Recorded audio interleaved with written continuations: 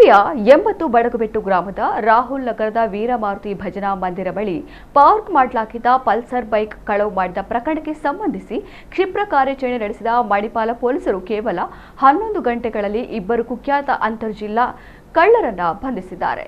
80 ಬಡಗುಬೆಟ್ಟು ಗ್ರಾಮದ ನೇತಾಜಿ ನಗರದ ನಿವಾಸಿಗಳಾದ 26 ವರ್ಷದ ಶರತ್ ಮತ್ತು 31 ವರ್ಷದ ಗಣೇಶ್ ಬಂಧಿತ ಆರೋಪಿಗಳು.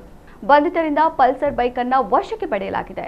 ಆರೋಪಿಗಳನ್ನು ನ್ಯಾಯಾಲಯಕ್ಕೆ ಹಾಜರುಪಡಿಸಲಾಗಿದ್ದು ನ್ಯಾಯಾಲಯ ನ್ಯಾಯಾಂಗ ಬಂಧನ ವಿಧಿಸಿದೆ. ಈ ಇಬ್ಬರು ರೋಡಿಗದ ಕಳ್ಳರಾಗಿದ್ದು ಇವರ ವಿರುದ್ಧ ಮಣಿಪಾಲ, ಉಡುಪಿ ನಗರ, ಭದ್ರಾವತಿ, ಕೊಪ್ಪ, ತೀರ್ಥಹಳ್ಳಿ, ಮಡಿಕೇರಿ ಹಾಗೂ ತುಮಕೂರು ಎಕ್ಸ್ಟೆನ್ಷನ್ ಪೊಲೀಸ್ ಠಾಣೆಗಳಲ್ಲಿ 11ಕ್ಕೂ ಅಧಿಕ ಕಳವು ಪ್ರಕರಣಗಳು ದಾಖಲಾಗಿವೆ.